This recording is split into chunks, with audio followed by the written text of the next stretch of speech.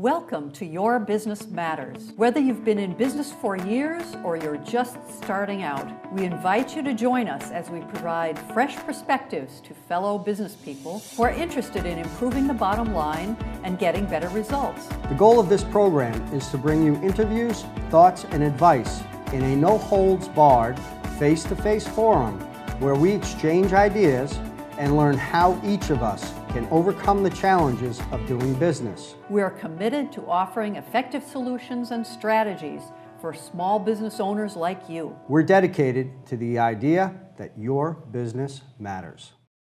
Welcome to the next episode of Your Business Matters. My name is Pete Lounsbury, and I'm filling in today for our regular host, Bruce Hassan. And on this show, we like to introduce you to local business owners, find out a little bit about their business and the people that they're working with and how they're helping them, and then follow up a little bit to talk to them about their experience being a small business owner in case you have some ideas and thoughts of going into business for yourself. So sit back and enjoy. We hope you have a good time. Today I'd like to introduce our guest, Carla Cataldo of Proposals, Etc. And thank you for joining us today. My pleasure. Appreciate it. To get started, why don't you give us a little idea of what your business is, what you're all about, and what you do. Certainly. Well, in a nutshell, I help nonprofits raise more money. I'm known as a development consultant, Okay. and I help businesses and nonprofits, cities and towns mostly, and I help them raise more money for vital services in our community. Raising more money. So I think it's something that everybody is in search of, is additional funds. Can you give me an example of a recent group that you've worked with and how you've been able to help them kind of garner or get more Sure. funds? I can give you two examples. Awesome. One from the city of Milford, or the town of Milford. I helped a nonprofit called Claflin Hill Symphony Orchestra, and they wanted to get a little help with a proposal and some funding research to get a little more stable. Okay. And I did them one better. I found them a capacity building grant, so I could work with them for an entire year. There were a number of issues that affected their bottom line negatively that they needed to address after 15 years. So I worked with them and did board trainings. We did their first strategic plan ever. It's always important. Yep, and more proposal writing, of course. And we helped them end up with their final year in the black. New leadership emerged from their board of directors, and everybody got re-engaged. That's fantastic. So it's, anything like that, it kind of runs a course and kind of needs another look at things. Is that kind of what you're helping them with? Absolutely. I mean, there are all kinds of reasons nonprofits can't raise more money, and lack of board involvement or strong board involvement and leadership is certainly one of them. Not having a strategic plan and a vision, Right. also another one. Planning is so key. So key for any business, Right. whether you're an independent business, private business, or a nonprofit. So when we started that whole process, it really got a lot of people thinking in a whole new way. It's kind of neat. So you mentioned a capacity grant.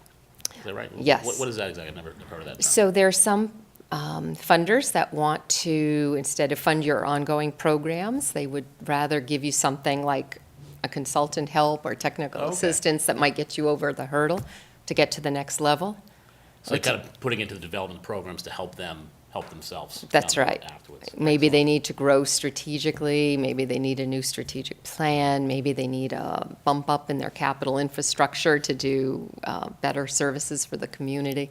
So there are certain kinds of grants you can go for. Was there anything specific in working with them that you felt was really key to them being able to get more funds? Was like the one or two things that were really key? Yeah, board governance and reorganization was important. They had a lot of the same people and their wives doing everything, right. so it didn't look like it was serving the community as much as perhaps it could, and that's important.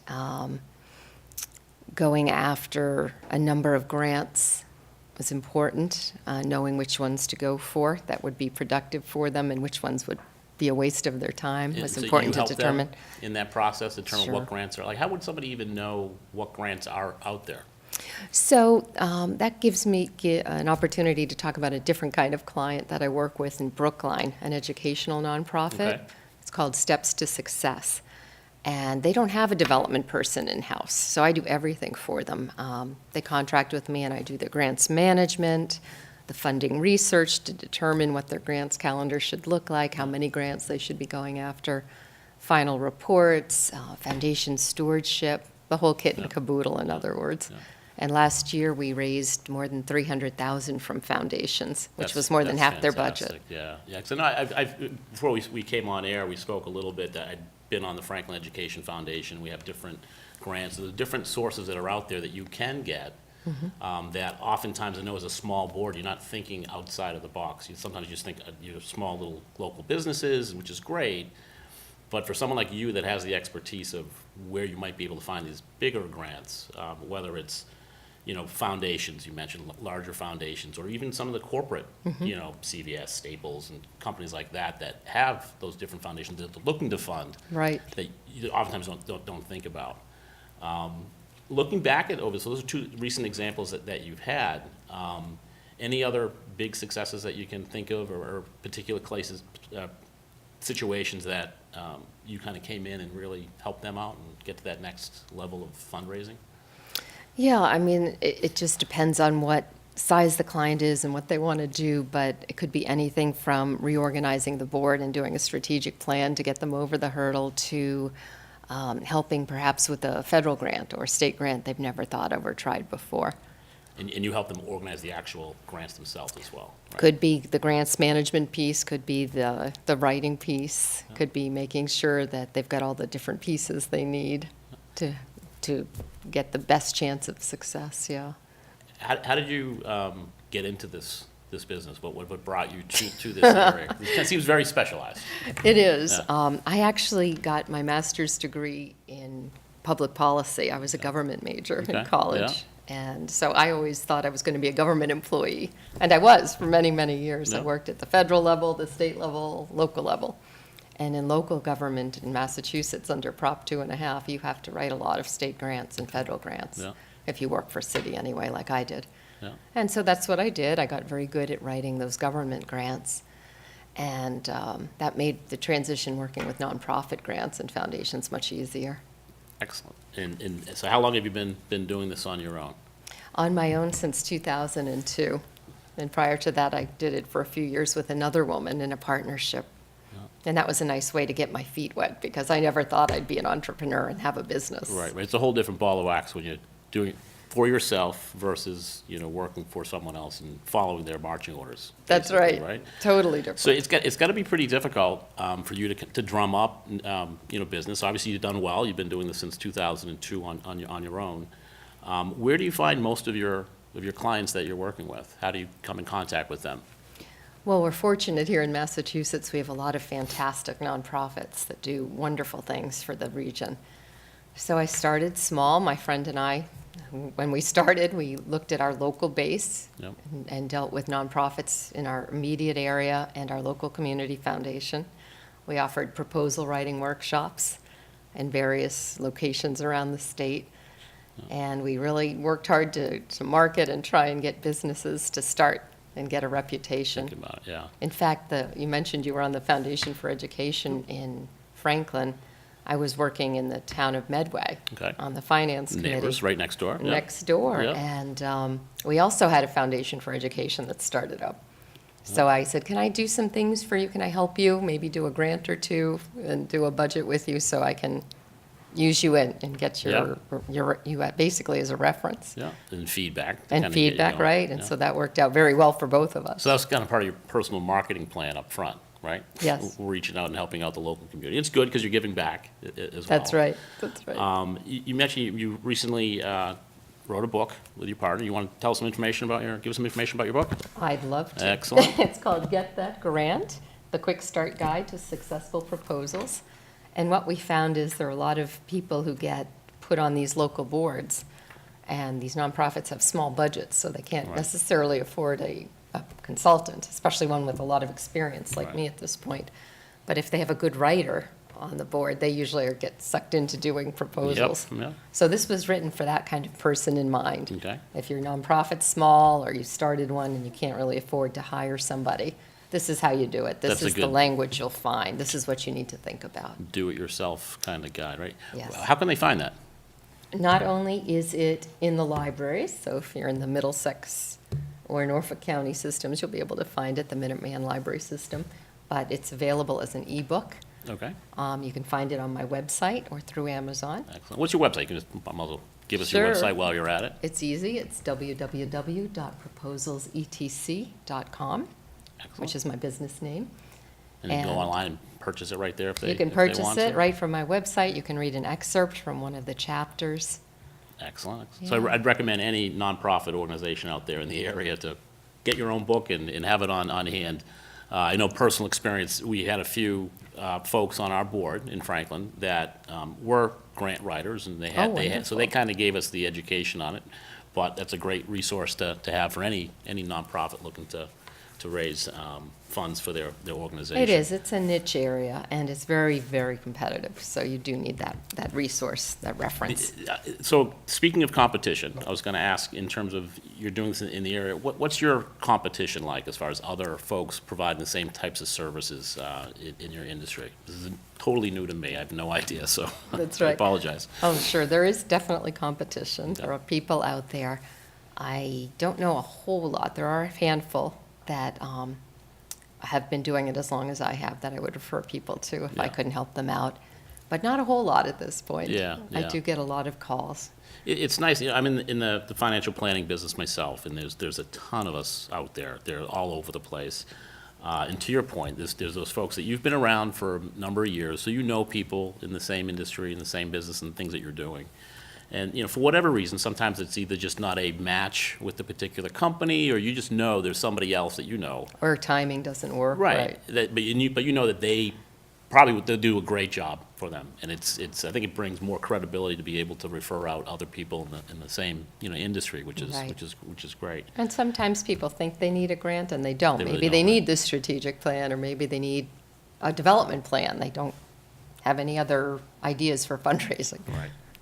Bring new ideas and take a new. It's always interesting that sometimes people assume they know everything, and that they're in that. And sometimes when you have somebody come in just to shed some new light on it on the subject and give you some, it just re-sparks the energy and kind of everything gets the juices flowing again. So My it's old always good to do partner that. was famous for saying that. She Yeah. said, there are a lot of rules in development, and everybody thinks they can do it. Yeah. But unless you've been in the field, Yeah, you there are a don't- lot of you- pitfalls. So great segue to pitfalls. What are some of the biggest challenges that, if we want to look at your business as a small business owner, what's some of the biggest challenges that you faced over the years with your business? So my biggest challenges are concerning growth, I'd say. It's always a challenge juggling multiple deadlines for multiple clients, and this is a very deadline-driven Yeah. endeavor. So I might have 20 proposals due in a month for 3, 4, 5 different clients, and getting those all done in a timely way is a challenge. Right. So and- capacity. of So business, capacity, right? Yeah. yes, especially when they're all hitting at the same Yeah. time. And using subcontractors, hiring subcontractors and juggling them, and the different project schedules when you're always under deadline is a challenge. It's tough. Do you have like a busy season, or is it kind of fairly constant? You know, when I first started, summer used to be slower, and I would do more of my writing then, marketing articles and that sort of thing. Now there's no slow season anymore. Okay. It's probably because word of mouth. You're getting out there and just more busy that way. You think, or has the industry changed? I think it's changed. Yeah. I think there are more deadlines just, throughout every quarter now. Yep. And maintaining quality of the work while growing, that's been a big challenge, making sure if I'm using other folks, it's Yeah. the way I want to make sure the product comes I out. think that's the hardest thing for a lot of small business owners is they may have the capacity that they could bring on more business, but finding that person to partner with or someone else to bring in that's going to bring your same thought and kind of care that you want. That's a it's so risk. difficult. Yeah. You mentioned before you worked with a partner in the past. Yes. Are you still in a partnership? You said you subcontractors, or kind of how do you look at handling that extra capacity when that happens? So I bring on subcontractors as I need them, and at this point, I have a couple of people that I rely on steadily, which is nice, Those go-to people that you can that I count on, know, that right, I've worked right. with for a long time. Yeah. Yeah. That's great. Looking back, when you first got going, what was kind of is there anything that stands out as far as something you did really well And then also we'll take a look at like kind of if you knew then what you know now, would you have done things differently when you got started? I don't think I would do anything differently per se. It was really nice for me, being very risk averse, having been a government, staffer, to start in the business with somebody else. Yeah, So it made it yeah. a little easier. A little more comforting having And somebody in the comforting, trenches with you, that's right? right. Yeah, That's yeah. right. And also just to share the work, if it so happens, the woman I was partners with was of the Jewish faith. Yeah. And I was of the Christian faith, so we had alternate holidays, so things were busy at one of those times. good planning. It was That was really good. We shifted off. Right. And if one wanted to go on vacation, somebody else could pick up the slack, so it worked out very well. But I did a couple of good things. Besides starting in a partnership, I also made sure when I started, I went and utilized the Small Business Development Center. Okay, yeah. Counseling through Clark University. And I would meet with that advisor to make sure I set up the business properly, the way I wanted it. Yeah. And also check in every couple of years and go back. So how did you find that experience? I found it great. It was Yeah. very helpful. Yeah. And I think that's one of those groups that are out there that Massachusetts does promote, but I think there's so many small business owners that have no idea. No this business is idea, out and there. it's a free service, and Right. it's exclusively for for-profits. So Right. it's a great resource. Now, the person I had, he was an accountant, he had a good background, that didn't match up with what I was strong in, so that was Right. really helpful for me. And it's, a lot of times I deal with folks that are thinking about they're either transitioning careers or they're trying something different. And it's different from having an idea and I'm going to make a lot of money at it. I mean, I think a lot of small business owners say, I want to call the shots and going to be in my own business and the money will start flowing in. Is that what drove you to go into business for yourself, or what was your thought of why you wanted to be on your own? No, it really wasn't that. It was more so flexibility. Right. Control of my schedule. Yeah. When I started having children, municipal government was not an easy place to be with Right. all the night meetings. Yeah. And literally, in my position, I would just like the top assistant to mayors. Yeah. So I just couldn't drop what I was doing and leave at quarter of meetings, 5 or 5 right. Town o'clock, meetings to go to daycare, and it just didn't work that way. If Yeah. the problem landed on your desk at 4:45, it needed to be dealt with right then and there. Right. The flexibility Yeah. of having that. I think, and that was for me, myself, when I went on my own.